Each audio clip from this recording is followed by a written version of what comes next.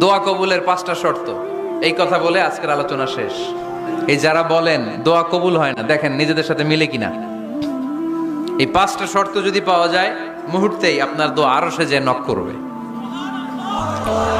1 number শর্ত আকলুল হালাল, হালাল খাওয়া। কি খাওয়া? আমরা দুইটাই খাই, হালালও খাই হারামও খাই। বেশি খাই কোনটা? হ্যাঁ, কি খান? আমি কই নাই কিছু, আপনারাই কইছেন। নিজের উত্তরে নিজে ধরা না।